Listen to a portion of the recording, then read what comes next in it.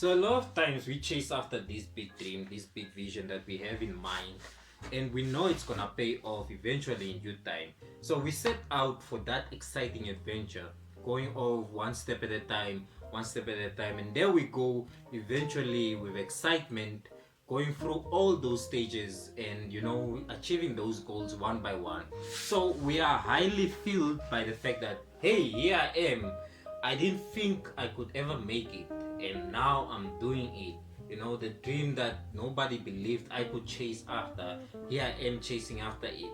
And it's so amazing, it's so thrilling until eventually it hits. It starts getting a bit hard, and suddenly you don't have that same motivation as you had. Suddenly you don't have that same drive as you had. Suddenly you start questioning whether you took the wrong turn, and why exactly did you choose to go for this specific adventure or this specific path. Probably you wanted to prove something, but here you are and you're stuck, and it's hard, and I know what it feels like. So when you are there, when it's hard, what do? Do you suddenly stop and say, I made the biggest mistake of my life, I shouldn't have carried on, and just stop and give up? Think about this. What is one of the stories that you look at in your life that you can say, there, I'm proud of that. That is one of the proudest things that I've ever done in my whole life. Is it when it was easy?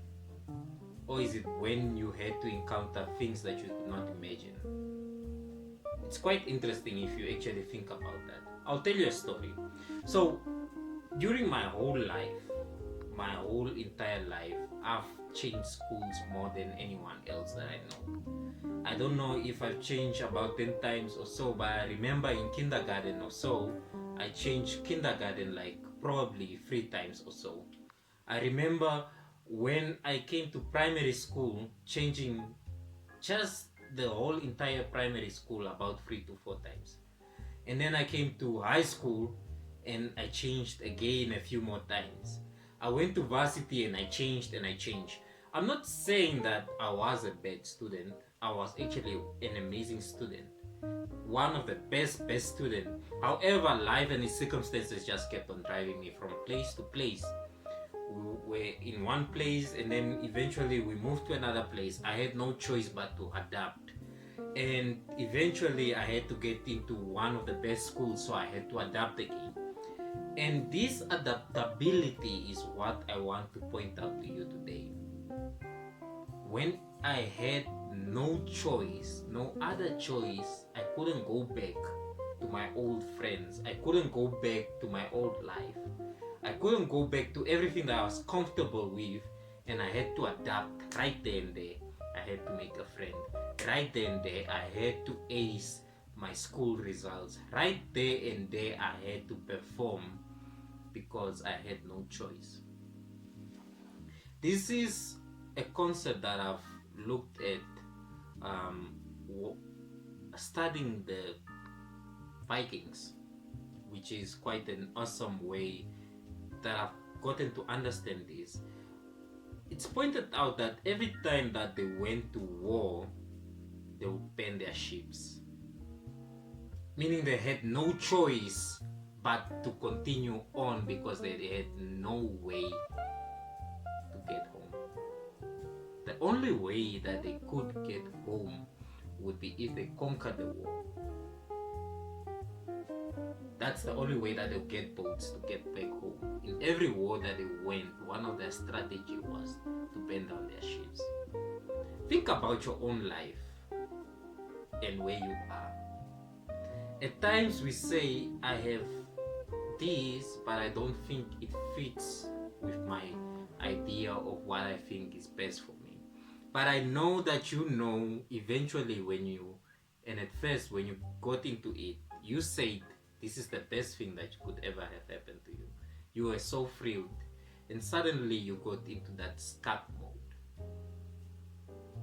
If you have no choice, like I had no choice when I was in school but to adapt and perform, like the Vikings when they went to war and they had no choice but to adapt and win.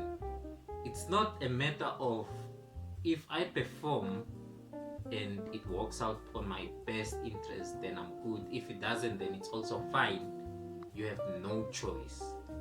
When you are hungry to that extent, you will definitely win, because you don't want to be that hungry. So you are fighting against your own self, and there's just something unique that comes out of you that you could not imagine.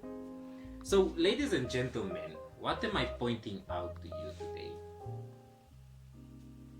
When it gets hard, when it gets hard as hell, and you feel like nobody understands where you are, and you wish you just had somebody to talk to complain to, or to understand and have empathy on what you're going through. When you get to that point in life, bend down your ships. Bend down your options. Bend down everything that you think could be a second option. If you only have plan A, you're only going to stick to plan A. And if plan A doesn't work, you make sure it works. And that's the unique thing about life. I hope at this time you analyze and think of cutting away your plan Bs if you are really serious on taking whatever you are busy with and passionate about to the next level. Cut away your plan Bs. Bend your ships. And you'll find out that this period, this time, this hard time will make you the warrior that you didn't know you could become. Will make you the person to have the stamina that you didn't think you had within you. That's the only way. So don't run away from hard.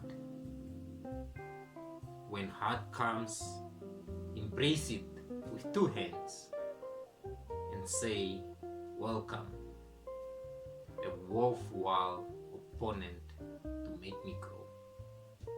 And even if the outcome doesn't come out as you expected, you will become someone totally different that entire class you couldn't have had anywhere else. Embrace your heart, because that's where the warrior is hidden. If you think about it in your own life, in your whole entire life, the moments that made you proud were not the moments that were easy. The moments that made you proud were the moments that were hard. Hard times make strong people.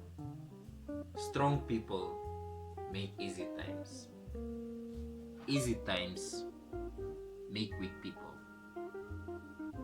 And weak people make hard times. It's a cycle.